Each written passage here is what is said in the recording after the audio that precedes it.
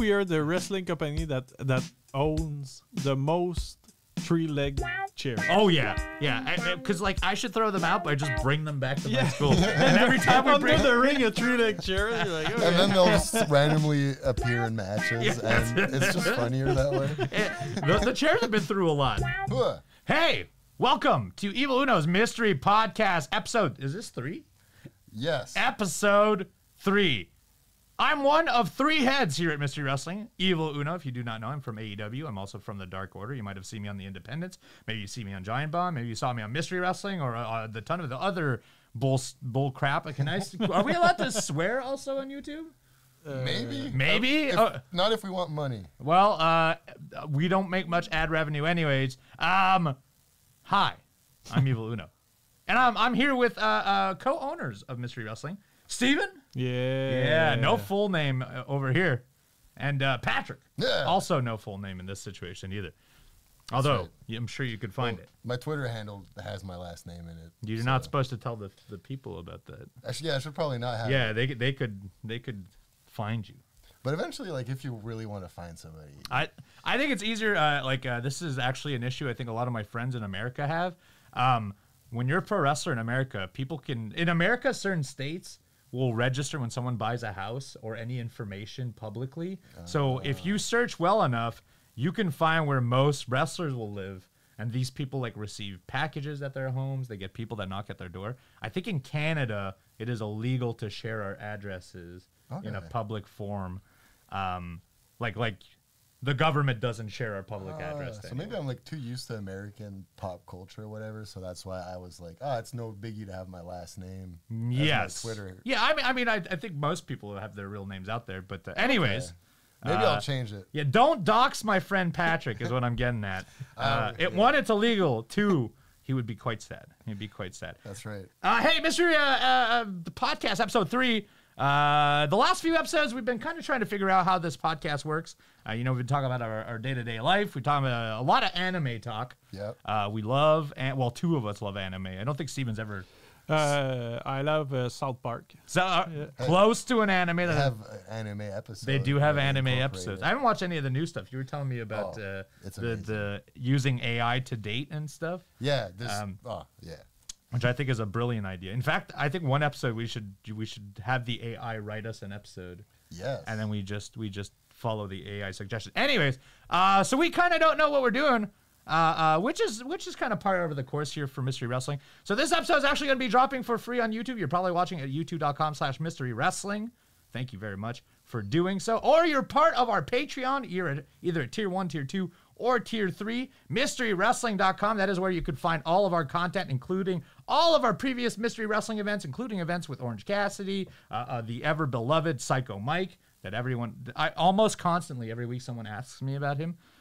We've had El Desperado, we've had Maki Ito, we've had Emi Sakura, we've had Jordan Grace, who just appeared in NXT, but is also the TNA Women's Champion or Knockouts Champion. We've had everyone. Cecil Nyx, everyone knows that guy. He's the guy who jumped head first into a table, which you may have seen because over 24 million people have seen it as of yet. All to say, we're going to be giving you today's episode for free because we're trying to figure out what is the way we do this. Yes. Like what part of it is going to be free to you and what part is going to be exclusive to Patreon. I'm sorry to the people at Patreon. Hopefully you will understand. But I think by next one we'll have a better idea and we will go for it. Yeah. What do you guys want? Yeah. Seriously. What was the common person on YouTube want out of this podcast? And then also you. That's right. You. Or there, this one, you right there, Tier 1 subscriber at MysteryWrestling.com. What do you want on this podcast? Because really, you support us financially, and we should do things for you. Wonderful. All right. We're doing good. We're doing good. This is a great podcast. I think we'll start. We'll do a quick run through what we've been doing in our day-to-day lives. And I think, honestly, some quick news. I'm hoping that we will reveal publicly the event is coming up. But Mystery Wrestling 10, the biggest Mystery Wrestling yet, and the 10th episode, the 10th event from the Mystery Wrestling brand happens on September 8th, 5 p.m. Eastern Standard Time. Live on twitch.tv/EvilUno once again in beautiful Gatineau. Come to the Elmer Thunderdome and come watch the show with the 15,000 faithful who come in Gatineau. You can get your tickets, tinyurl.com/mysteryxtix. Yeah. I believe that is what I went with. Oh yeah, Yeah. Tix, like Tix. T-I-X. TIX, Yeah. yes, like tickets, short form. I saw it directly from AEW. That's what they write. They write AEW Tix, ROH Tix. Oh, no Yeah, way. yeah, it's the short form. So go get your tickets. Our next event coming up. I don't think we've even mentioned who the commentator will be other than myself because I don't think we know quite yet. Yeah, we've been figuring it out. We've been figuring out. This is actually the the date longest has we've had changed. between shows. Usually we figure things out 4 weeks out. Now we're like 2 months out. We have no idea what we're lined doing. up for a date, and then that changed, and now it don't work. So we're working it around. That's Yeah. the beauty of a mystery card. That's the beauty of doing things the way we do things, which is probably the incorrect way. But Hey, hey, we know what we're have doing. fun. Yeah, we're having a great time. We're having a great time. I'll go quick around the things that are happening in my life. Things aren't great in Evil Uno's life right now. Some things are happening. You may have known, you may not. I don't really want to talk about it too at length. But beyond even what people know, my cat I had to put away this week. That is not a fun no. situation. He was about to be 15. He was very sick, and unfortunately, we had to put him down. But other than that, I've been doing okay. Yeah. Other than those two big events, I went to Vegas. I got to see the Grateful Dead and John Mayer at the Sphere. Very interesting, very cool venue. I don't think we could ever see wrestling there. It just will not relate. Man, I feel like There will think? be UFC. I feel like I think they're doing a they're UFC doing event there. Yes. and they promise it's gonna be the biggest thing ever. Really? Yeah. wow. They said like NHL, they did the draft there, and I think I saw a clip of Dana White saying it was like nothing compared of what they're gonna do. with the Really? UFC. I'd be really interested with like fighting sports or just like sporting events Yeah. there would look like, because watching a band there, the screen at the Sphere was almost the main event, whereas the band was secondary. So like Grateful Dead played a really long set of like 3.5 hours. Yeah. And I'm not the biggest Dead fan. Like I like their music, but it wouldn't be the concert I want to go most times. But the screen itself was the main event. So like being in front of the screen and just being completely embellished from everywhere was really what it was all about. So I'd be very curious to see how that's going to work with the UFC. So like if they put the arena right in the center, I'm not going to pay attention to it because there's a whole screen that's showing it. So like what's the goal? How's it going to work? I feel like in a wrestling context, I see it like to help like make like somebody like the Undertaker, like a spooky kind of gimmick, just be like really cool, and like the matches they were trying to do with Bray Wyatt, but just really have him like be maximum. Yeah, like fully cinematic potential. as much as you can. But the only issue is like once they're in the ropes and the wrestling happens, what happens to the screen? That's true, Right? huh? Because like even when I go to an arena, I have such a hard time looking at the actual ring and the wrestling that happens in it, because most times there's a screen above or there's a giant screen and they have like the best shots of it. Yeah. So like if you're going to blow up that screen to literally everywhere I can see, what's it going to be? Maybe like it's like a cosmos or like a universe, and on like every hit there's like lightning. Oh, we're going to do Dragon Ball? Yeah. Dragon Ball? All right. Like Hey. an anime fight or Yeah, something. okay. Well, you know what? I'm sold. I will watch that UFC event, though. We would be perfect to like book a show there, everything last minute. Oh, yeah. Not figure it out. Yeah, We'll be the try to do best, visuals man. to like a 8K format that Do none your of us screens know. take 480p? Just trying to figure out where we plug the HDMI. Yeah, that's it. How do I put this PNG up there? Here's the YouTube link to my video. So yeah, I've done that. I did a little bit of traveling. I've done a little bit of independence. I've got a big independent coming up, Prestige Pro Wrestling. They're doing their big arena event where I'm wrestling Allen Angels for the championship. No DQ, no countouts, no disqualifications. So very excited. That's coming around the corner. And I just recently went to Nanaimo, just on the Vancouver Island, and did another arena show there, the largest independent show to happen on the Vancouver Island in over 30 years is what I was told. Whoa. Yeah, so very neat. I've been doing some of the stuff, and but other than that, you're just cruising forward, just trying to keep my head above water What about y'all? Y'all do anything interesting recently? I feel that. On my side, just editing videos, filming wrestling on the weekends, film for C4 Wrestling, Acclaim Pro Wrestling here in Ottawa. I went on vacation in Maine for a week. Yeah, you go there regularly, right? Yeah, every summer, go there for a week. My whole family, we gather there, rent a cottage, and it was awesome. Ate a bunch of lobster. When I came back home, just took care of my house and stuff. Pretty boring. Actually. Pretty. What an eventful awesome guy. time. What an eventful time. Boring as hell. Steven, what about yourself? Man, just doing my thing at the city council and making big decision for the city of Gatineau. That's right. People don't know, but Steven, part of the city council in this city. Yeah. We're big boys here. Last decision, big boys. That's right. It's a miracle we managed to survive. Considering what we do, Yeah. even last show, people don't. And you know what? I think this is a perfect time to interject and get into this. Last show was Mystery Wrestling 9, and we had a good card, and we're gonna go match per match. We're gonna go through every single piece. You can watch it right now, MysteryWrestling.com, Tier 1, subscribe, get your chances. Or you've seen some clips on all of our social media. You can find me at Evil Uno everywhere, or you can find Mystery Wrestling everywhere. With the exception of Twitter, it's Mystery Wrestling without the G at the end because there's not enough characters. Anyways, last show, we're so used to setting up the day of. Literally, our show happens at 5 p.m. and the venue opens at 11. We set up around we get in at noon.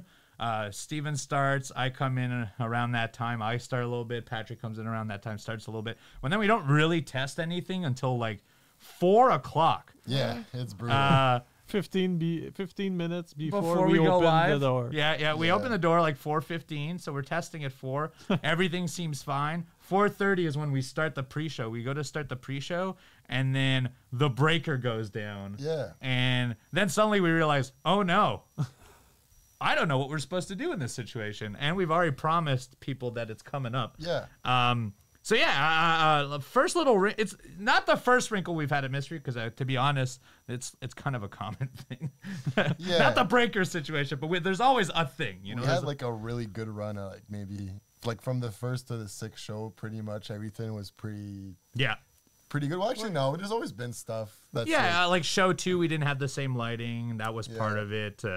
We've learned from every step before. And this one, for whatever reason, we thought we were good. Yeah. And then everything fell apart in quick succession. And I was super confident that day, too. I was like, I finally figured it out. My setup is rock solid.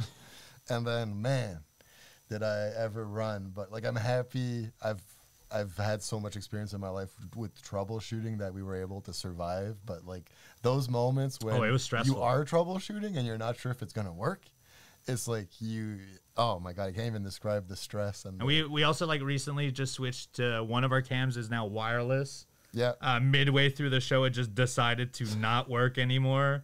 And so the crazy part of it is I waved to Patrick if we were good, and I think he was telling me not to, and I was like, he waved back good, and I just started going live, and so Patrick's running around, panic. Oh. Literally, you don't see it on camera, but he goes from our stage setup, runs into the crowd to get the roaming cam. He's adjusting things. He runs back. He runs forward. Anyways, all the kinds of stuff that happens when you run a show with zero planning like we do. So anyway, please subscribe. Yeah, please subscribe. Yeah. MysteryWrestling.com. Just here. Help us down below, Patrick. Here's some work.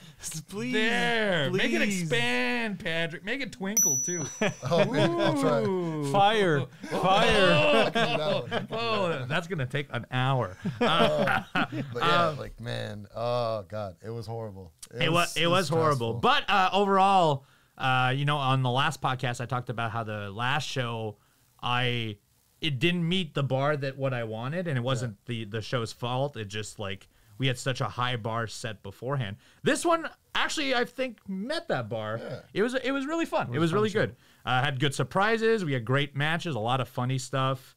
And I think the best way to do that is to just go through the card, match by match. Yeah. Mystery Wrestling 9. It was myself and Angelo Parker. If you do not know Angelo Parker, he's part of the Tag Team 2.0 or 3.0 or Ever Rise when they were in NXT. It used to be called Jagged. I don't remember what his WWE name was. Do you remember what his WWE name was? Oh man, no, no. I don't Right? know. To me, yeah, he's Jagged. Yeah, he was just like I know. But that was his indie name. Yeah, I don't remember what his NXT name was. Anyways, a longtime friend of mine. I've known him for 20 years now, which is, we're old. And so he came in, he's a Canadian citizen himself, but he now lives in America. You may know him as the father of Ruby Soho's future child. Yeah. On-screen romance, but also real-life romance. He came into town. He was the commentator for our show. A great time to have he and I. But it started off with the night. We start all of our mystery wrestling shows the same way. It starts with 4 druids in the ring. I just think the quicker we get in the action, the more fun it is. Yeah. And I also think it's like our unique little spin on wrestling. Yeah, we always did that. Like start the show with a kind of 4-way. Yep. Yeah, even when we used to run like purely French shows, we almost always started with a multi-man with as many characters as possible. They had entrances and stuff, but they would always... I don't know, 4-way is just always fun to start the show off with, and then like you go into singles and then maybe a tag and then back into singles, like just switch it up a bit. I also feel like we don't do entrances, so part of it is stolen from that first match. But like when you go to a wrestling show, that first match, the first entrance is like you're introduced to a character and you don't know what the wrestling is like yet. You're not like spoiled. So like having 4 entrances just builds this anticipation, and then you have these 4 people do a match. And so like it really sets the pace for later on. You get an idea of what's going to happen when the next people come in and so forth. We do it different, though. 4 druids in the ring. We reveal one after the other. And in this instance, we actually revealed 4 wrestlers from the region. Actually doing a throwback, because this was our like kind of 6th or 5th anniversary show. We started 2018. So 6th anniversary show, I think. And about roughly that same time, and Saint-Jean-Baptiste, which was the Quebec Day, essentially, was the next day from us. So, like, our whole city treats that like a weekend of partying. And so we really wanted to do a predominantly, like, French throwback to what we used to do for our independent shows. And so the first match was a Lutte 07 championship title defense. Currently, the champion is Stu Grayson, or at least at this time, when right before the match. James Stone, another one of our common wrestlers at Lutte 07, another one from the region. Great professional wrestler, hard hitter, and also real surly man. One of the surliest people I know. In a beautiful way. Yeah. We love him for it. Exactly. Matt Ismail, which I think is a great up-and-comer from the region. He's only, I believe, 18 years of age. Incredible wrestler for dude, he's so good for his age. Oh, but he's like isn't he like in college? I thought he was like 21 or something. But he's awesome. He's very young. Yeah. He runs his own show too. Runs his own show. Good show. And treats it very seriously. Comes to training at all times. He's an absolute pro. He's a real pro. And so this was his first expedition here on Mystery Wrestling. And then 4th, and then this wasn't the order, but it doesn't matter. McCrae Martin, hot stepper, one of the students from my school, the Keep, me and Stu Grayson's little school here in Gatineau, Quebec, Canada, was also in the match, one half of Fresh Air with Junior Benito that you will see later on in the show. And any comments on that one? Because I actually thought we've done a lot of 4-ways, and a lot of times it's like a mix. We've had some incredible 4-ways. We've had some 4-ways that are predominantly stupid. You know, we've had a couple of them that we definitely did for stupid reasons. For example, the Spider-Man one. Yeah. Pretty dumb. You know, Spoder Main, because it's not. Oh yes, that's right. It's not Spider-Man. Man Spider. Completely. No, that's also I think IP. I think that's an IP as well, right? One that is Arachnid Boys. That's right. How about that? That work? Spider People. That's a good way around it. This one was a really good one. I thought this was, there's a belt at stake. 4 people that really know each other, and they really complimented each other. Stu Grayson, always incredible. I mean, I love Stu Grayson. Oh, me too. So much. That's why he was our champion for 2 years. Yeah. We've only had 2 champions in our whole history. Yep. One was Benjamin Tall, which we'll talk about a little later on, who was champion for like 3 years, I think. Yeah. And then Stu Grayson was for 2 years. But in this match, and a little tidbit, if you rewatch that show, McCrae Martin pinned Stu Grayson. Not to get inside baseball, but that's kind of the point of this whole podcast. We're going to tell you all the deep, dark secrets of mystery wrestling. We didn't tell McCrae Martin he was winning. Yeah, no. He didn't know that we didn't want him to know that he was winning his first. Not his first major championship. He's won other ones in the region. Yeah. But like as far as like our tight knit group of like 4 or 5 feds, this was his first big one, and so we didn't want to tell him. We wanted it to be a surprise, and a pretty cool moment for him. Yeah. I think for sure. Like I think like at a certain point in a wrestler's career, like I can't speak for them because I'm not a wrestler, but I feel like titles may or may not become kind of like props at a certain point. But the first few are important. Yeah, but McRae like really cares about what you and Stu think about him. Like you're his coaches, and so I think like for him it was really special to have that badge of honor. So a little tidbit: my first championship ever was the same way. Oh, I was in a 3-way in Gatineau. You might have wrestled on this show. Probably. Oh, actually, I think we had an ISW show in the afternoon. And then at night was an IWS show. Yeah. So it was here in Gatineau, surprisingly enough. And I was doing the opening 3-way for the Canadian Championship against Don Paisan and Kenny the Bastard. And I didn't think I was winning, but it was my hometown. And so in the last moment, I hit a move, and I'm supposed to, I guess, right after that, get hit with another one. And as I'm pinning it, he says, "You're winning. Don't kick out." And I was like, what? And then I got my 3 at that moment. So it's a thing that happens to wrestlers. It's a thing. It is a semi-common thing. We like to use it. That's not the first time we've done it. I know C4 Wrestling has done it a few times. James Stones has done the same thing for some championships. I just think it's it's cool to genuinely see someone surprise for winning something that is kind of important to them. Yeah. Because if we told them, then it might go to their head. Exactly. Or then there's anxiety going in. So I've always enjoyed it, but kudos to you, McRae Martin. You're a new Lit 07 champion. You can also see all Lit 07 shows on MysteryWrestling.com. Match number 2 of the show. After one last thing I forgot about that. Yes, please match. go on. This is to go into the tech details. So, heads up, the show's remastered and re-edited and beautiful. Yes, I remember. Creative on Patreon. Patrick. But the live one, there was something that happened that I'm mortified about. But I'll have an example. Yes, of it. Down there'll be a little example. So essentially it's a power bar that had too much power in it because I thought I plugged in Steve's laptop, but I plugged in the whole sound system in it on top of all the other stuff. But it decided to tell us it was too much right before we went live. So anyways, when it came back on, my switcher was set to fade between the cuts, but my monitor wasn't showing the fades. So like halfway through the match, somebody comes to me and tells me that like the people on Twitch hate the fades, and then I'm just mortified because I'm like, is this what they liked it at first, and then eventually it gets too much. And then looking back at the stream, I'm mortified. I'm happy we were able to fix it, and I heard, but man, going back on the show, I usually the show finishes, I go home, I need to wind down for like 3 hours because I'm too excited. And most of the time I'll just look at the hashtag and be like, oh, what was like the general consensus on the show? And the first like 20 minutes were like, Mystery Wrestling revolutionizes wrestling with the star swipe, with the fade-ins and the fades out. And I was like, I didn't even know. Because live, I mean, we watched the actual ring instead of the stream feed. So I never even saw it happen.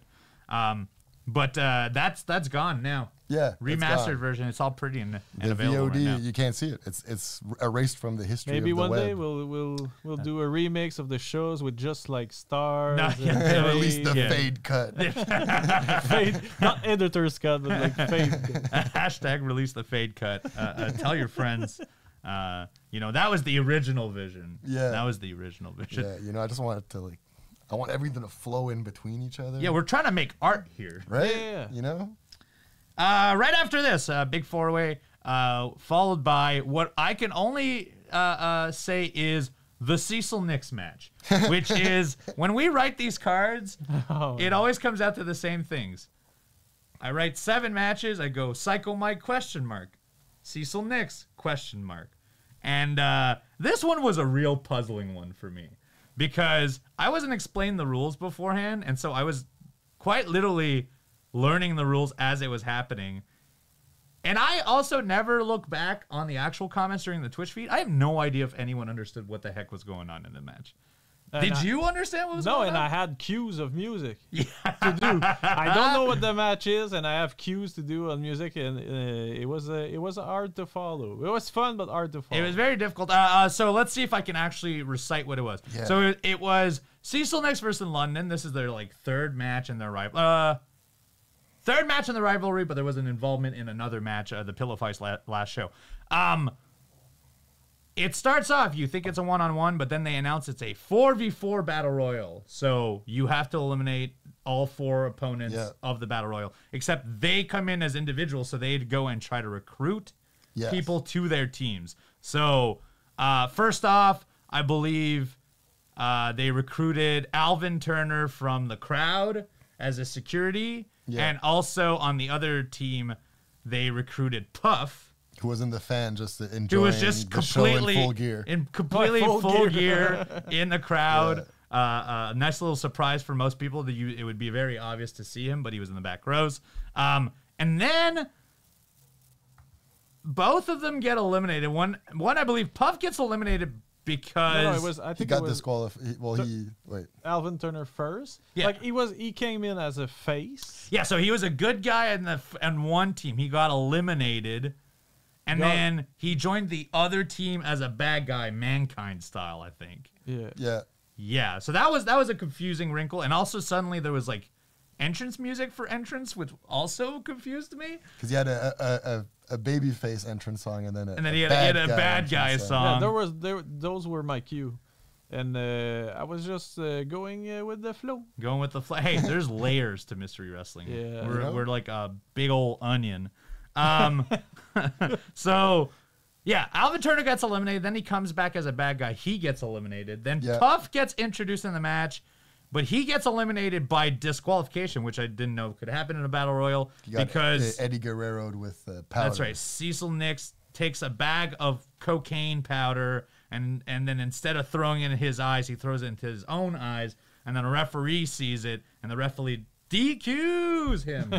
That Surge has like the best DQ. He has the best DQ of all time. So anyways, that happens. Then I think he recruits the referee to be on his team. Yes. And then one of the people he recruits the referee, but then the other side, London teams, recruits the other referee that is currently having a fight with Surge. Well, I think like the other referee just runs in because he wants to fight the other one. Yes, but I think he also is where it gets so confusing. But he gets recruited, right? Yeah. So he gets recruited, and so now he's like they're both the third members of this group. Or actually, no, this is like almost everyone. Yes, okay. So on London Lightning, he had bad guy Alvin Turner, who was eliminated. He got Puff, who got eliminated by DQ by Cecil Nyx, and then Serge Saint Denis and Brian Renda eliminate each other. These are both of the referees, leaving it down to Cecil Nyx and London Lightning once again. But then Cecil has one last member in his team, which is the hot dog vendor, Franklin Meyer. All of this is so confusing, even to me, and I run this show. And then he comes in, but Cecil Nyx was once a hot dog on one of our shows, so he comes in as hot dog for this part of the show. And then with a paddle board with ramen, which is a throwback to another one of our shows. We do some deep-seated storytelling here at Mystery Wrestling. And then, so they come into the match. Now it's 2-on-1, but Cecil gets knocked down.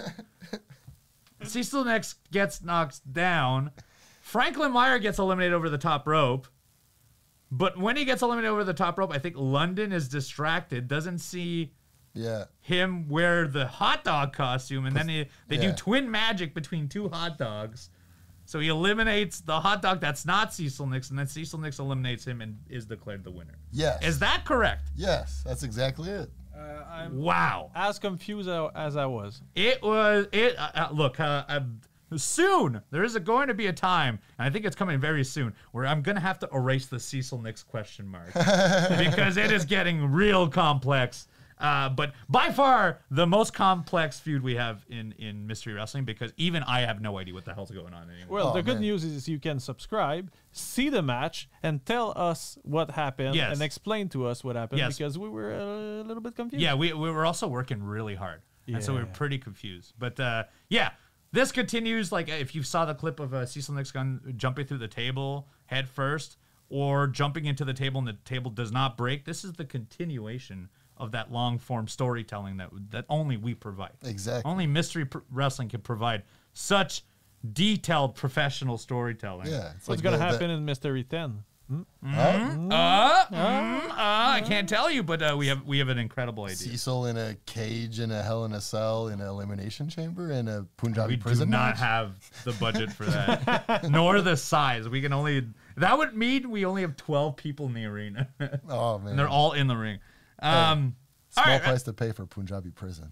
So after this, you know, sometimes when you let someone have too sweet of a match, you know, match number two could such an odd portion of wrestling that you kind of have to give them something as clean cut, and that's why match number 3 was Junior Benito, one half of Fresh Air. We talked about McCray Martin earlier. Here is his tag partner. He's one of mine and Stu Grayson's students, but he's been incredibly he's an incredibly gifted pro wrestler. Yeah, is what I'm getting at. Like I'd bet a lot of things. I don't own many things, but I'd bet a lot of things on the fact that, like, to me, he's John Cena, and like I see him be such a big star in the future. Like he has the best attitude, best energy, such a good wrestler. I can't say enough good things about this guy. I'd let him clap my cheeks. You would let him clap your cheeks, yeah. All right, cool, dude. I mean, just wrestling. Yeah, you're talking about wrestling. Wrestling. Yeah, I get it. So Junior Benito, really gifted pro wrestler, and also right now really blowing up in this whole area. He's champion at C4. He's champion of another Ottawa federation called Acclaim Pro Wrestling. He's essentially the top guy in the region right now. And then we put him against Chris Tara, who is from Montreal, Quebec, Canada. You have seen her previously on Mystery Wrestling events before. She's wrestled Katrina Creed. She was against, she was a witch in that Halloween 4-way. To me, when we're thinking of Quebec professional wrestling, I think she's the best female pro wrestler in the region right now. Sure. She's still young and she's still early on. I think she's only 3 or 4 years in, but like, she takes it very seriously. She has a great attitude and is really making incredible strides for someone that's so young in professional wrestling. So shout out to Chris Tara. I think you are wonderful. And if you are looking for someone for your wrestling shows, Chris Tara is an incredible female pro wrestler from our region. Anyways, we've never Junior Benito's never had a intergender match. No, never. Ever. And so he was very excited for this. Chris Tara personally said she wanted to wrestle Junior Benito, and so we're like, you know what? Let's find out what these two are going to do. And you know what? It was very, very good. It was, it exceeded all expectations, and I had really high ones because I'm a big fan of both of them. And it's also funny because they're like the two absolute sweetest people you could meet in our area. So it was fun to see them go at it, and like they really went at it. There's a point where Junior just chops the living life at her. Yeah, he didn't hold back at all. She didn't hold back on him for sure.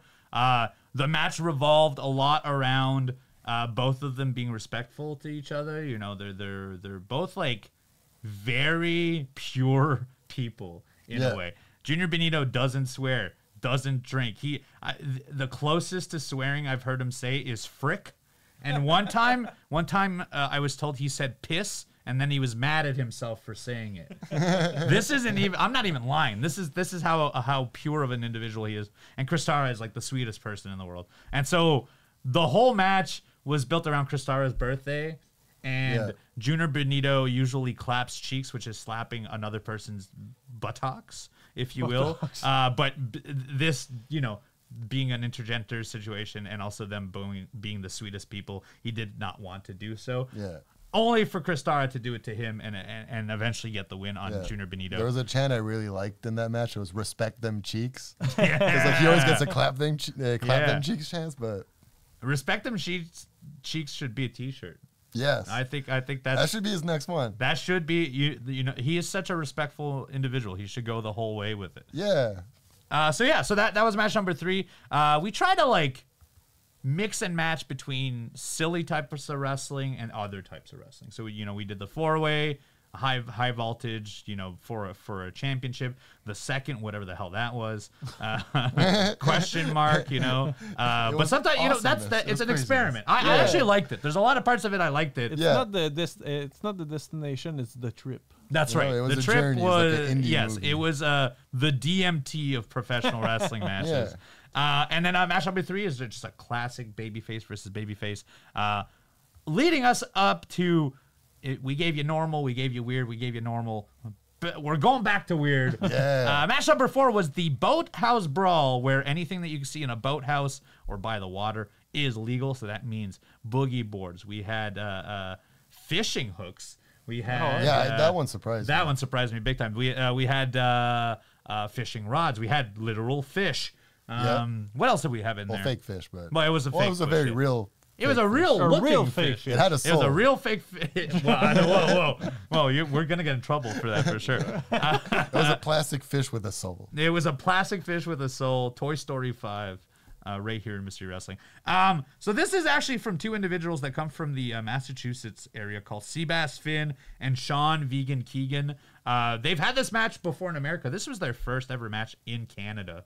And these are individuals that have traveled to our shows to come and help. Yeah. So they drove 8+ hours from Massachusetts to come help at our shows previously. And all that is because there was a time a few months ago where myself, Orange Cassidy, and Bryce Remsburg, all 3 of us Shakara alumni, ended up going to do a night seminar at NEPW in Massachusetts. NEPW is one of the pro wrestling schools out there. And so it was all 3 of us just evaluating matches and kind of giving our opinion and how to make people improve. And both of those guys were ones that I liked tremendously. And I was like, hey, I like your stuff. Like, if you come to Canada, let me know. I would definitely end up using you. And within that week, they had messaged me and they're like, hey, we're going to drive to the next show. We're not looking for anything. We're just going to come help. And then eventually, I liked them enough that I was like, well, I want to give them a shot. Yeah, they were really nice. And they were really nice dudes. And they did a very interesting match for sure, too. Yeah, I liked it. We had dives with a boogie board. We had fishing rods pull in fish. One thing that I still can't condone, one dude got slammed onto fishing hooks or fishing rivets or whatever it was. It looked very painful. Yeah. And like I think they were legit, but I don't know. Like that's one of the things with mystery. Oh, sorry. Oh, go on. Is that like we don't really discuss, like we give a lot of freedom. So a lot of stuff when it happens in the match, we're finding it out at the same time as you guys. So when they pull those out, we were like all like, are those legit or not? We still don't know. I was like passing on a chain. I was telling one person to go find out because I was like, tell me what these are because like this is pretty damn dangerous. Yeah, it's hard to see on camera, but like, yeah, I think they were real. And so I was very impressed with both of them. They did very well.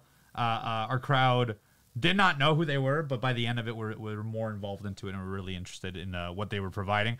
And great showing from both Seabass Finn and Sean Vegan Keegan, both of them from NEPW. Also went to the LA Dojo to train for several months as well. So I'm sure both of those guys at some point 5 years from now, they'll be on like all the Northeast Independents. Yeah. And we'll look back and be like, oh yeah, we had them up here in Canada first. They're like undeniably legit. Like they instantly, just through their entrances, won the respect of the crowd, and everybody was like, okay, what are you like? Their attention was there.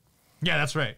And just further proof that if you are a pro wrestler out there and you're listening, you can go to a seminar and you can gain a lot from it. And I'm not even just talking about pro wrestling matches at Mystery Wrestling, although that is also a possibility. Book me for seminars, but you can learn a lot. You can learn a lot, and you can make a lot of great contacts from that. And it goes both ways. When I teach often, I'll meet people that I'm like, man, I need to keep an eye on this person because I know in the future they're going to do well, right? And that's the beauty of also having Mystery Wrestling is we're able to be the vehicle for certain people. And so like giving them their first Canadian match may not mean anything now, but down the line, they may grow to be bigger people within the world of professional wrestling. And then, you know, we get to be those people that gave them their feather in their cap. And I think that's a very cool part of professional wrestling. Yeah, yeah. I agree. We had a intermission. Oh, that was good. Oh, what a good time. Oh my. Oh, the best one yet. One of the best. One of the best. Actually, it didn't go so well because right after that is when the cameras, I think. Oh, yeah. fell apart. Yeah, it's like when Danny turned back on the transmitter on his camera, I wasn't receiving it on my end, and we were already up and running, and it was like one of our surprise matches where the entrances mattered a lot. So it was Jordan Oliver versus Mike Bailey, and my brain was on pure panic mode, and this is another moment where I'm mortified, and you see it on the VOD because I actually used the entrance shots, but on the live one, can't use them because it's black. So like the music drops, and I come out of the entrance at the exact same time that Jordan does his entrance. It's like, and like at that point, I should just let him do his thing because like I'm not gonna fix it in time. I have to get back anyways. So yeah, I hope Jordan doesn't have any bad blood with me for like. No, I doubt it, man. I doubt it. Doing a shoot tag entrance with him. Another beauty of the mystery wrestling experience. You have no idea. He didn't even know what song he was coming out to. Like that's part of our regular meeting beforehand is like, hey, you're going to hear some music, and there is a chance that music is not good, nor does it fit you, but you just have to walk out. Yeah. So I don't think it took away from the experience. I will say this. Incredible pro wrestling match. Like 100%. I think this was like, we always try to have one that is like high caliber pro wrestling, what people see on the independent. And Speedball Mike Bailey was one of the first people I booked for this show. I've known Speedball for decades now, or over a decade at least. And currently, I don't think there's a guy on the independent scene. He is in Impact, so hard to say if he's an independent or not. This is true. Yeah, he is technically signed. He is technically signed, but he works all these independents constantly. I don't think there's anyone who is capable to have big matches on any part of the show like he can. Oh. At this point, I don't think there's anyone that's as good of a singles wrestler on the independent scene as Speedball Mike Bailey. And so we booked him fairly early, and I had a ton of ideas on what I wanted to do with him. Every single one of them fell apart. And so ultimately I gave him the choice. I said, and I won't tell you who the other choices are, but I said, you can suggest me someone, or I can have you wrestle one of these people. And he said, I would like to wrestle Jordan Oliver. I think of everyone on the independents, he has the best professional wrestling matches. And I've seen Jordan Oliver. He's a semi-regular at C4 Wrestling here in Ottawa. And I've seen him since his CZW days, and I've seen him through GCW and so on. But I haven't seen him in about a year because he's been doing a lot of European travel. He's been doing a lot of GCW as well. And I just haven't been as regularly watching the independents as I used to. And so I just trusted my Bailey that, yes, okay, I think he's already good, but I think that he must be right about the caliber of wrestling that he can do. And was he ever right? Yeah. They went crazy. Man, Mike Bailey always delivers. Like all the matches I've seen, either if there's 20%, 2,000, 200, he always give it all. Mm-hmm. I mean, he's wrestling barefoot, first of all. Yes. Yeah. He's doing all these flips on the concrete floor. I mean, he impresses me every time I see him. And I think, I'm not sure. Okay, I've never wrestled Mike Bailey, but I think his kicks kind of hurts. Oh yeah. I can say this firsthand. He hits harder than most people by far. And his feet, you would think like, I don't know how to explain this, but like, the base of my foot's pretty damn soft. Yeah. You know, like I've walked on my feet for 36 years, and they're still fairly soft. His are like a rock, straight cement shoe, but it's his foot. So like when he kicks you in the chest, it really freaking hurts. like, there's no way around it. There's just like you're getting a cement foot thrusted at high speeds against your chest or in your leg or in your arms. He does that speed bag thing where he continuously kicks you. Yeah. And I can tell you, I've taken it a gazillion times and I just get bruised up every single time because those feet will wreck you. When the kick is harder than the slap on the thigh. Yeah, he doesn't. So one thing, he doesn't ever do the slap. He doesn't need to because he just hits you hard enough most of the time. Oh, Anyways, incredible pro wrestling from both of them. If you want to go and check that out, go to MysteryWrestling.com. Jordan Oliver versus Speedball Mike That's a good Bailey. match. An incredible pro wrestling match. And like I feel like a lot of people would expect like high flying and flippy stuff, but it was just the strikes in that match were They're going gnarly. kick for chop for most of the match. Yeah. And of course it had your junior heavyweight style wrestling. There was definitely some flips and stuff, what you would expect from a Speedball Mike match, but it also had all of the other parts of a Speedball match you want. It has like heavy character, a great story, very hard hitting strikes. If I know obviously this is our show, and like of course I want you to go to mysterywrestling.com and become a subscriber to our Patreon, but if you can, and even if you have to pirate it, I would seek out this match. This match is okay. That match is fine. You can pirate this specific match. I accept it. It is that good of a pro wrestling match. Go out of your way and go check out Speedball Mike Bailey versus Jordan Oliver from Mystery Wrestling 9. Hell yeah. Okay, I have to piss so bad. Oh, you got this will be an edit. Starface. Welcome back. Patrick had to go pee and is now going to drink it on screen. Wonderful. Foamy. Foamy. Hey, we're now at match number 6 of the Mystery Wrestling 9 run through. As we called it, me and Angela Parker, we called it the big match. You know, because everyone knows the match before the main event is the big match. In our situation, we really have like when I booked this one, we actually changed it so many times that we just went for the most simplistic thing. But we really wanted to feature the top Quebec wrestlers on the day before Quebec Day and Saint-Jean-Baptiste. And we really wanted to do a throwback to all our French-Canadian shows that we used to run. And there are 3 guys that are well ahead of everyone in Quebec. And that is who we use today in this trios match. TDT, Tabarnak the Team, Tabarnak the Trio, Mathieu Saint-Jacques, Thomas Dubois, and Benjamin Toll. I don't know why Benjamin doesn't have a French name. But it's Benjamin. Benjamin Toll? Toll seems like English. Benjamin Toll. His first wrestling name was J Phenomena. It was, yeah, that's too English. Yeah, I remember those days. Actually, that's when I first met him. I met him a long time, almost 19 years ago at this point.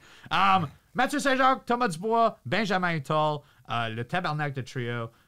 Essentially, in Quebec, if you are in a match against these men, you just know you're going to die. Like, that's pretty much the thing. They just give off rough Quebec brawl guys. Yeah. They're like our Stone Colds, essentially. Yeah. We can't use their music in our show, but when their French-Canadian song plays, everyone instantly is like, oh, someone's getting messed up. Yeah. And so we really wanted to bring that feeling to Mystery because we've never done it before. You know, we've had Mathieu Saint-Jacques on the show previously, and we had TDT in the very first main event of Mystery Wrestling 1. The fatal doorway. The fatal door, your biggest invention as of yet. My greatest creation. Your magnus opus. That's right. Magnum opus. Yeah. Thank you. So we really wanted to feature them in what I think is their element. And when their element is just they beat people up, and they also beat people up through weapons. Like, they're just known for, if you like ECW, those are like our version of the ECW guys. And so we just went, originally I wanted to give them a competitive match, and then we realized, like, F that. That's not what anyone wants to see. They just want to see people get messed up. So we got them against Joe, Jay, and Jack Jobber, the Jobbers, you know, known brothers, the Jobbers in Canada. They sound like they're gonna win. They sound like the team that's gonna win in this one. And we also made sure the match was a tornado 6-man tag, no disqualifications, mainly so that we could see TDT in their element. And I don't know how this one's gonna reflect because you had to re-edit it on the show. They went everywhere, and we don't have lighting for half of the places they went. Man, thankfully, I told myself that I would tell Danny to adjust his camera in consequence, but Yeah. I forgot to tell him. But he did because he's just a pro. So like when they do get where it's dark, it's still good. Okay, wonderful, wonderful. You see Saint Jacques shooting mustard and ketchup on it. Oh yeah, they covered one of the jobbers in mustard and ketchup. I know that the venue people are unhappy about that one. Yo, mustard is one hell of a thing. Yeah, it's hard to clean off walls, as we have found out, and we'll no doubt hear about in the near future as well. They did that. They wrecked a bunch of the venue chairs. Yes. And then they wrecked every single chair I owned to break. Yes. And I had a reserve of 5 doors, and they broke every single door. Yeah, I think we are the wrestling company that owns the most 3-leg chairs. Oh yeah, yeah. Because like I should throw them out, but I just bring them back to my school. And every time we Under bring the ring, a 3-leg chair. You're like, okay. And then they'll just randomly appear in matches, Yeah, and it's just funnier that way. the chairs have been through a lot. So if you've seen a mystery Yeah. wrestling show, the items that we use are either the chairs that I've had for multiple years that I've probably been domed with a decade ago. Oh, for sure. And doors, because one of my students is able to get defective doors and brings them to us. I don't know what makes them defective. I still don't understand. I had this conversation with someone. I was like, what makes them defective? And like, we couldn't I thought maybe the door handle knob was too high, or like, I'm not sure exactly what the hell makes them But defective. I think it's because they break when someone goes through it. they're not hard enough for I what don't you're know. saying. Yeah. Maybe it could be. Doors It could that you buy like in stores, they're unbreakable. That's I right. would love to see that at the hardware store. Like you see like outside door, indoor door, and wrestling door. Just wrestling door. Honestly, I'd be happy, man. Oh, me too. It would also stop us from buying the doors that are too That would hard. be a good promo maybe for You're mystery scanning wrestling, through just- and then just get a whole pile. So yeah, the boys, if you did not realize it, TDT absolutely destroyed the jobbers. You can insert the clip because one of my favorite clips of the show is actually the very end of their match where they had the match won about 2 minutes in, but they continued to beat them for 10 minutes. And then they decided to just build this huge contraptions of like every chair we own stacked on top of each other. And they powerbomb the largest of the 3 guys from the top rope through these chairs. He like essentially like plinkos all the way down. It was incredible. It was incredible. He plinkos all the way down. They pin him. And then within mere seconds from that, Metzger's like, F this, I'm going to kill the referee too. And he puts the referee through it. Yes. I'm sure. And Patrick, populate it there if you haven't already. There it is. Isn't that Oh impressive? my Wow. God. Whoa. So cool. My God. I love TDT.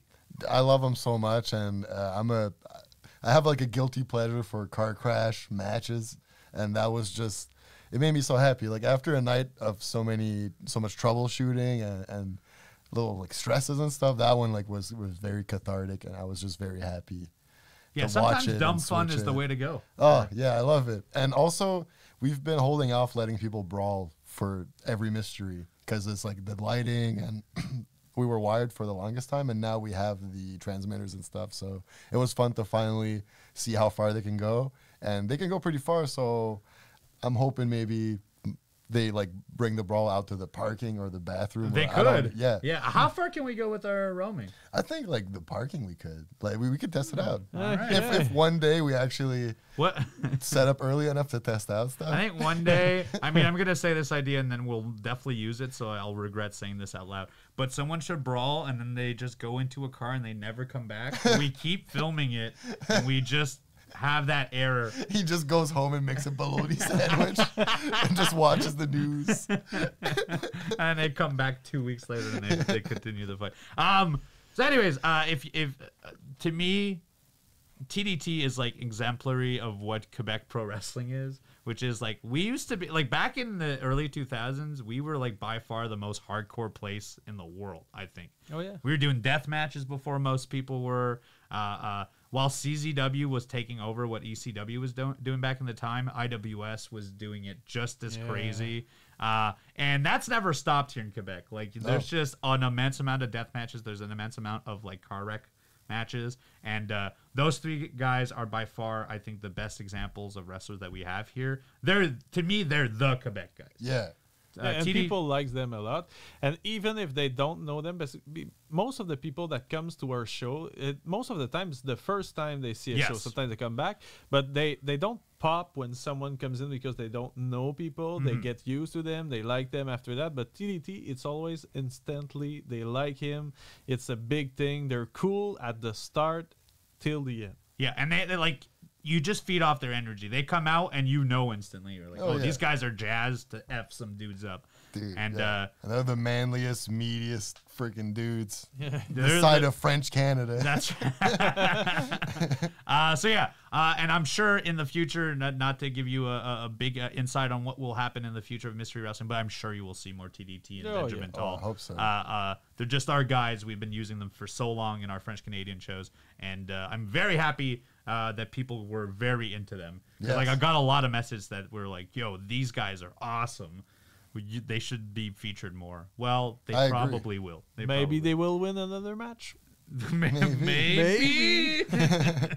And then it all comes down to the big old main event of Mystery Wrestling 9. If you were following Mystery Wrestling before the event, you knew that we had Josh Alexander, former TNA World Champion, coming to the show. We always announce one pro wrestler for the show. For their next show on September 8th, Mystery Wrestling 10. We do not know who that wrestler is yet, but do be on our social medias. Mystery Wrestling everywhere except Mystery Wrestling on Twitter, minus the G. Or go to MysteryWrestling.com. We also announce all of our announcements there, and truthfully, that is your best place to get everything Mystery Wrestling.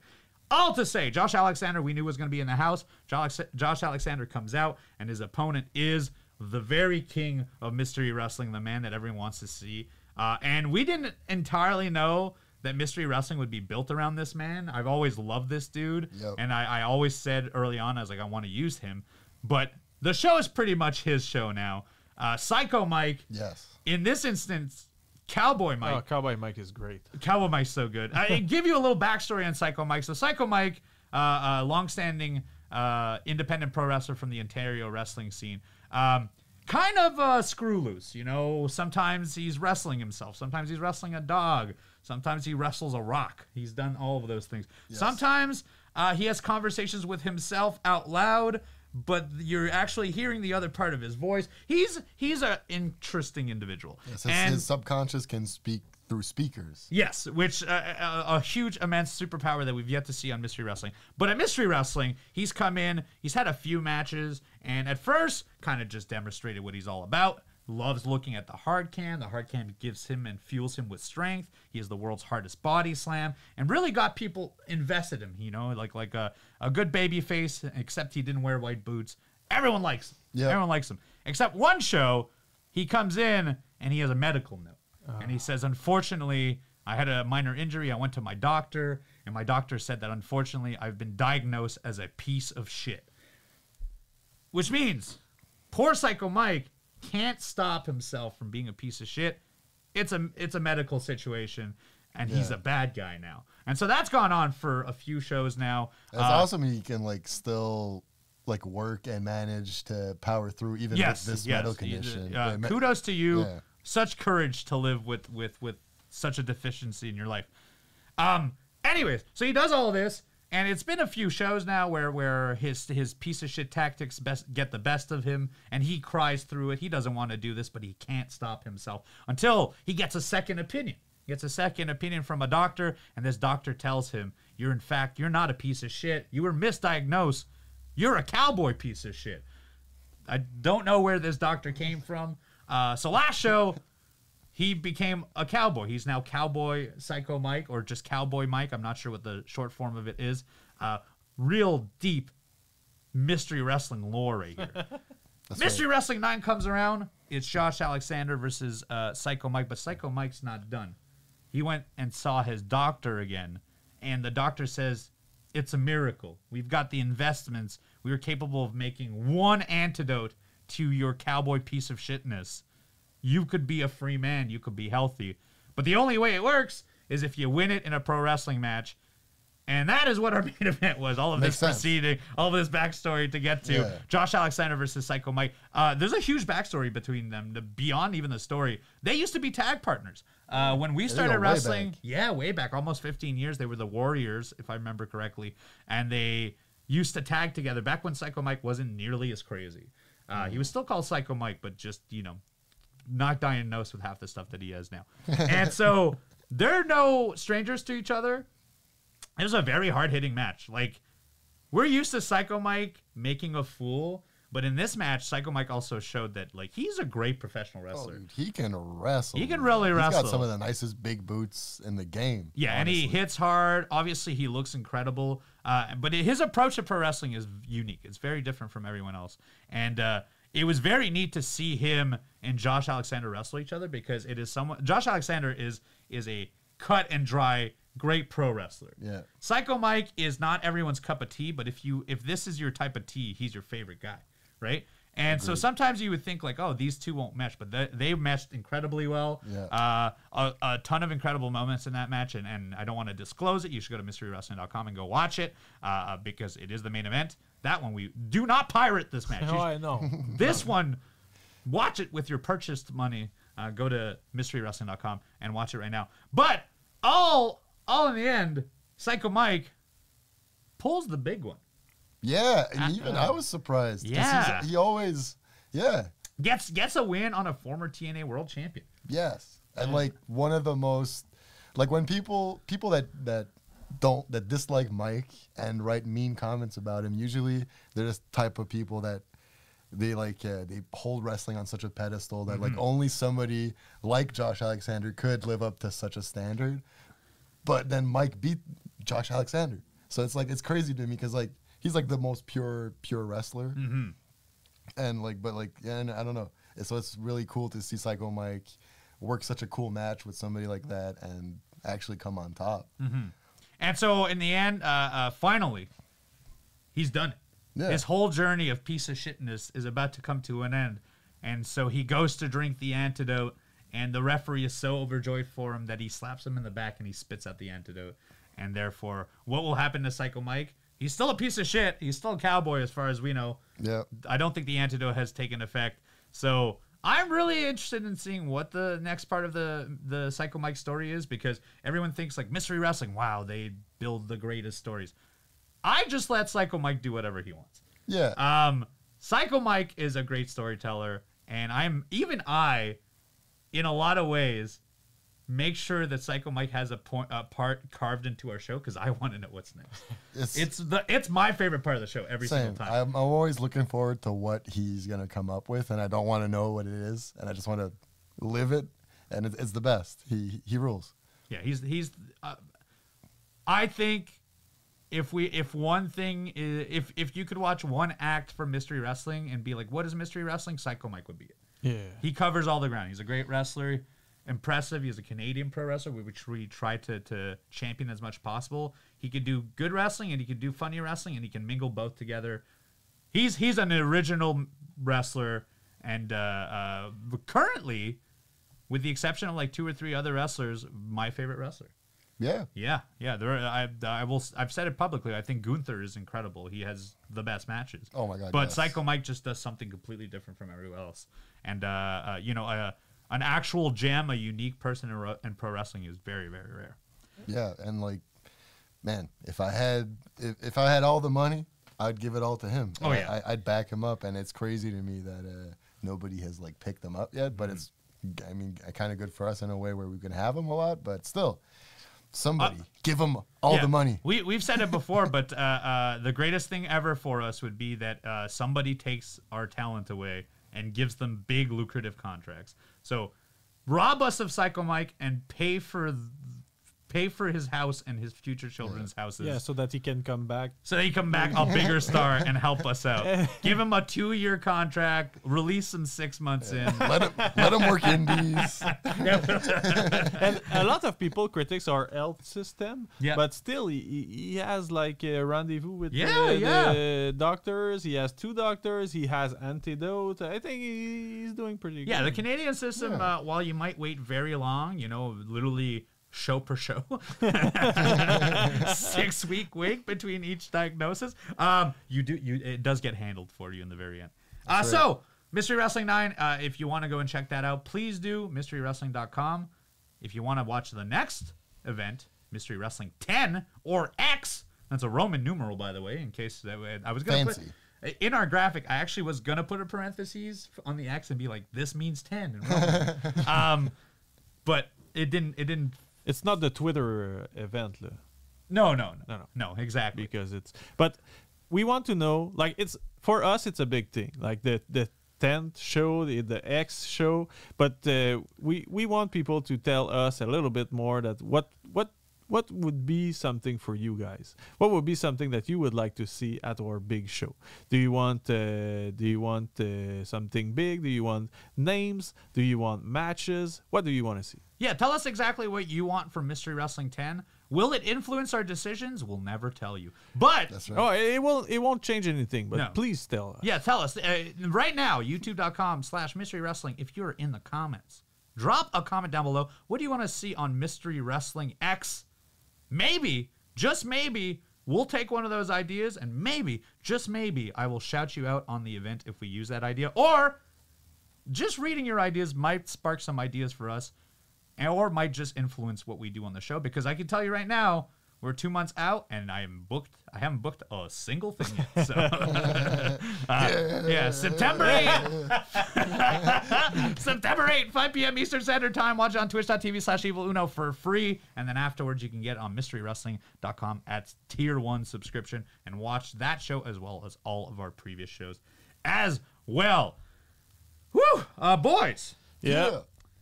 That's good. That was good. Before we leave, I asked some fans publicly to give us some questions. I think we should answer those questions, and then we will go for the day. That is not a question. That is a GIF. Question number 1. What snacks or drinks do you and Cecil Nyx enjoy when you brainstorm your wacky match ideas? Well, first of all, it's not just me and Cecil Nyx. Cecil Nyx usually brainstorms his ideas. Mm-hmm. Snack and drink wise, we don't even hang out when we do it, so it's kind of like we don't share those things. But if I'm gonna snack, recently I've been on a big M&M kick. Ooh. Love a regular little M&M, and love a cherry Coke. Give me a cherry Coke every day, and I'll be happy. No way. Boys, what about you? When you do hard work, what's your snack and drink of choice? Oh man, when I work hard, this is the most unhealthy way, is I just fast until it's done, and then I eat. But nowadays, man, I've been addicted to eating like half unfrozen berries and yogurt with granola. Hey. Like, I like it's like half unfrozen. It's like stays like kind of like a slush. It almost feels like you're having like a frozen yogurt. In a way. Yeah. It's like a little treat. Yeah, that's been my addiction. What about you, Steve? I'd say Cinquième Baron, which is a beer right here. Let's do a plug. Patrick, show that to the people. There it is. There it is. That's a 5 in case you're wondering. Yeah. You can see it very well. Beer from here. Local beer here in Gatineau, Quebec, Canada. Go to what's it called again? Excuse me. Cinquième Baron. Cinquième Baron, which is the 5th Baron. The 5th Baron. The 5th Baron. Baron. Thank you very much for that question. My phone is still black. Let me see. I'm going to kill some time while I try this. Thank you to LKW Sports Fan for sending us that question. We have 2 more questions here. This one's from Terexa Braze, or A Rare Beast. Thank you, A Rare Beast. I know you very well. How many times has the venue complained about using the chairs in the wrestling? I think every show, it's not exactly the chairs, but there's always something. Yeah. But I will give them this. We create a lot of garbage. We have sprayed mustard on their walls. We have kind of screwed with their bingo TV screens. We have damaged the floors. Yeah. We have damaged the paint. We have damaged the chairs. I think they kind of have a right to be mad sometimes. So sometimes. When you put it that way. Yeah, it really is. Yeah. When you start encompassing it all, then you realize that is why they're so mad at us every week. Yeah, but what we do is so cool.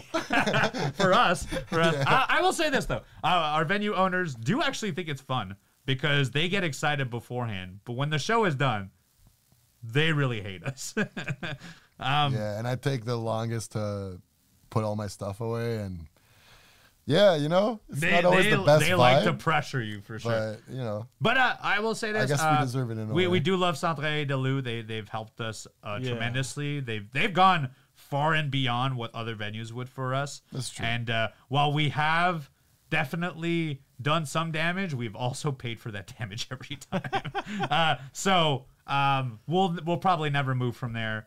It is our home base currently in Gatineau, and we appreciate the good, fine people at Centre de Lou, or as we call it, the Elmer Thunderdome. Yeah. All right, last question. This one is from Blaze X Inferno. What is the stupidest excuse you've ever heard someone say to not take a wrestling move? I don't know about stupid excuse, but sometimes I just think it is smart to not take certain moves. Like, I've never taken a vertebreaker in my pro wrestling career. Yeah. I just don't know if my fat ass can land on my neck like that.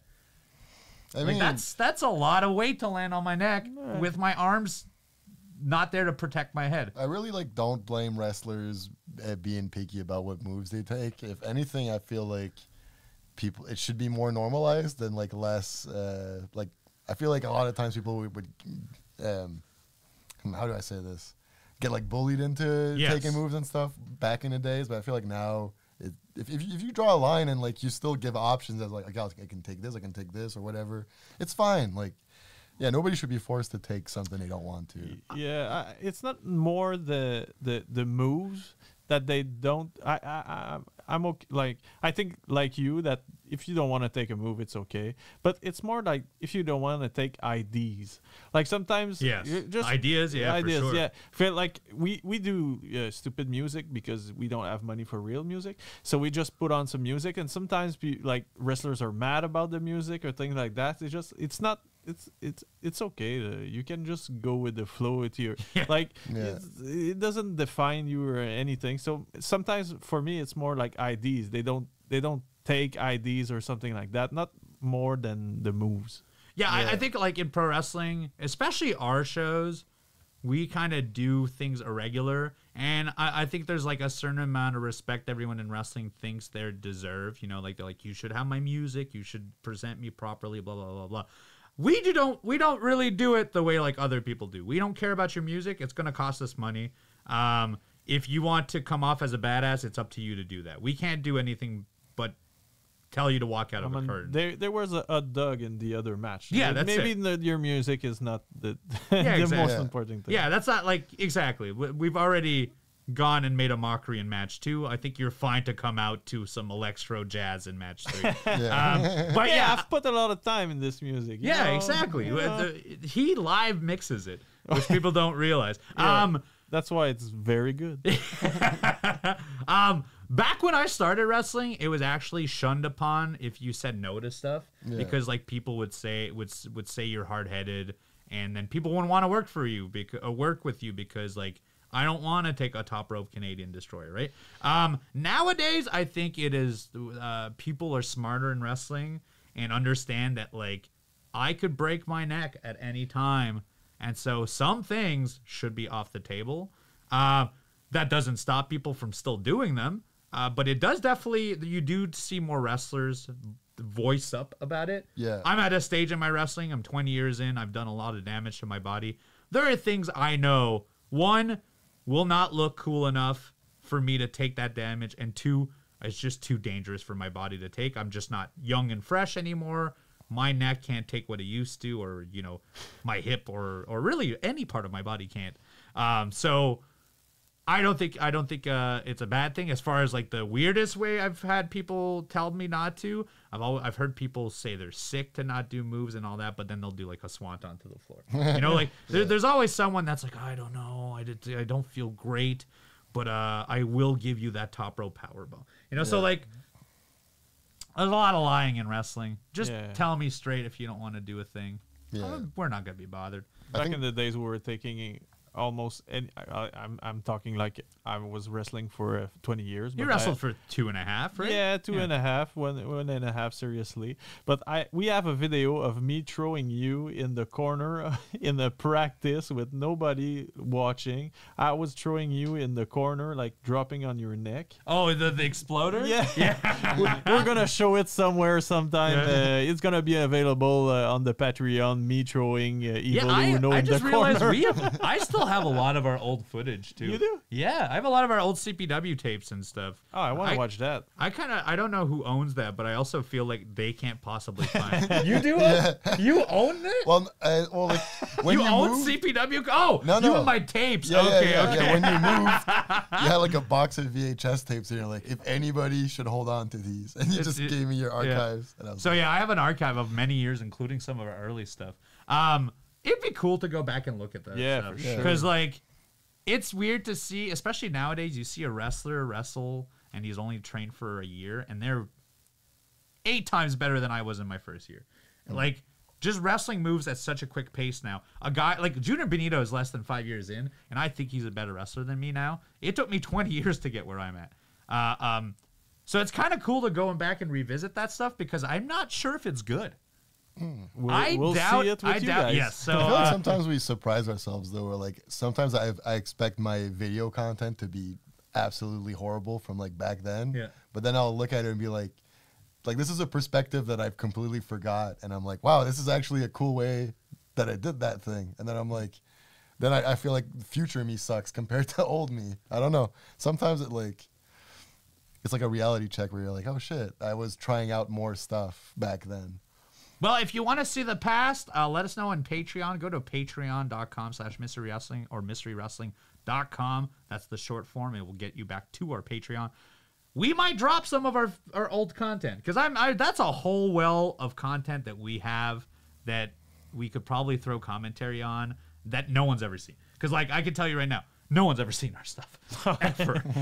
Even live, there was nobody. That's right. They produced DVDs and maybe 6 people bought them. And before that, you would buy VHS tapes, and I'm pretty sure I have like 1 of 5 copies of most of the VHS tapes. So if you want to see that stuff, let us know either in the YouTube comment down below or go to Patreon and tell us, hey, this is the content I'm here for. We'll start looking and searching for that stuff, and you may just find it on our Patreon in the near future. Last little bit. Of course, I've said it ad nauseum, but go to mysterywrestling.com, subscribe there, get those Tier 1 subscriptions. You can watch all of our previous shows. Tier 3 has an exclusive poster signed by every person that is on the show. The same will happen for September 8th, 5 p.m. Eastern Standard Time, Mystery Wrestling 10. Right here in Gatineau, Quebec, Canada. It will be available live for free, twitch.tv/eviluno. Go to twitch.tv/eviluno right now and hit that follow button. You don't need to subscribe. Do you need to subscribe? You might need to subscribe. Either way, it's free. Hit that follow button. You'll be reminded when our show is coming up live. We usually jump online for about 35 minutes beforehand with a pre-show, so you'll have plenty of time to receive that email and jump in and watch the next show, Mystery Wrestling 10, live September 8th. September 8th, 5 p.m. Eastern Standard Time. There you go. Yeah. Any final words, my friends? Anything you'd like to talk about before we leave? I actually am going to an Orville Peck concert right after this. So That's who's you. Oh, yeah, that's man, why I put a cap time on it. I mean, you can go too. You just have to buy a ticket. Yeah, no, I'm yeah. I know. We have to wrap all this thing up. Yeah, we still have to so that fold you can everything. go to your show. Yeah. That's true. Any last parting words before I run off to my concert, good friends? I just want to thank everybody for supporting us and supporting the vision and showing us love. It's been awesome. It's been very validating and a great experience, and it's been awesome. Thank you. Yeah, all love, guys. Yeah, and seriously, all of your subscriptions and all of the support, and even if you're not subscribed but you just watch the show and talk about it online, all that stuff helps because, you know, as this steamrolls further, we want to do more, and we want to produce more content, and we want to make more mystery shows, and we want to maybe have mystery expand to other regions, and all of that is only possible with your support. So we appreciate every single one who has subscribed to the Patreon or hits our follow button or whatever you do. We appreciate you for following us here at Mystery Wrestling. And we'll see you next time on the next Evil Uno's Mystery Podcast. Bye-bye. Hey, get me this cam. Put some music here, too. Hey, big old glizzy right there. That's it.